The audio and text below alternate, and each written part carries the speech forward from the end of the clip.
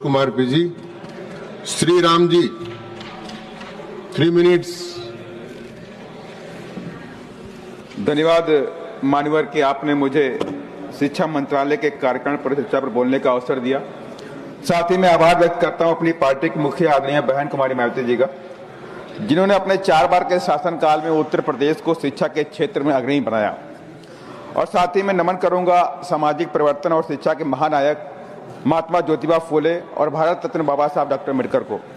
मानवर, शिक्षा ही व्यक्ति के व्यक्तित्व का निर्माण करती है और शिक्षा ही देश का भी निर्माण करती है।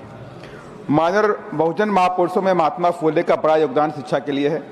देश में लड़कियों और दलितों के लिए 1848 और 1852 में स्कूल खोले और 1882 में हंटर कमीशन के सामने मांग करी free education for all in India.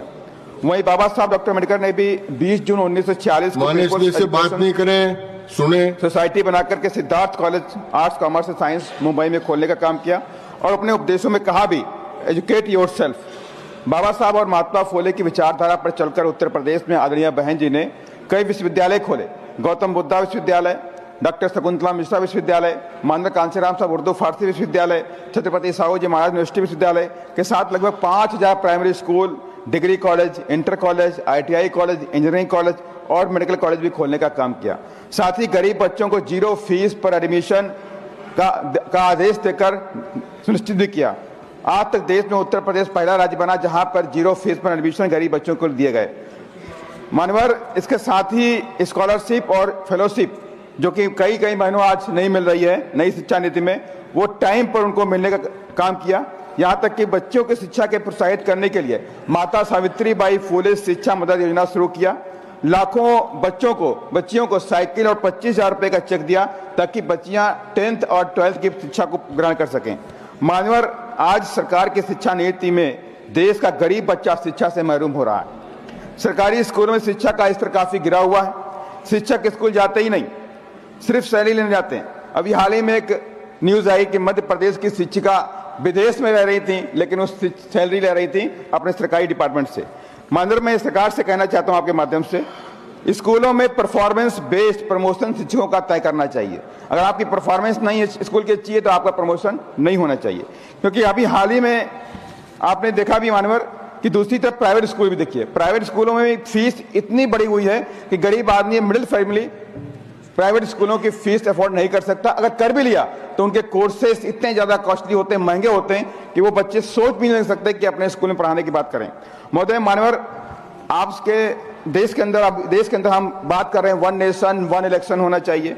बात हमने ये भी कर ली कि 1 नेशन 1 टैक्स भी हो गया, अच्छी बात है, लेकिन इसी देश के अंदर 1 नेशन 1 एजुकेशन सिस्टम क्यों नहीं हो सकता? अमीरों की बच्चों की एजुकेशन अलग होगी, गरीबों की बच्चों की एजुकेशन अलग नहीं हो सकती। ये देश भारत जो संविधान चलता है, इस पर भी सरकार को विचार करना चाहिए।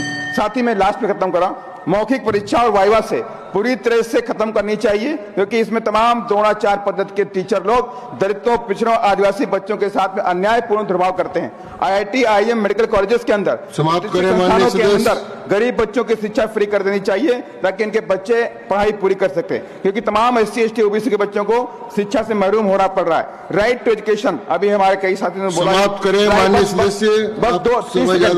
बस 30 सेकंड। राइट टू एजुकेशन को सरकार को कड़ाई से पालन करना चाहिए ताकि देश में गरीबों के बच्चे भी वहां पढ़ सकें।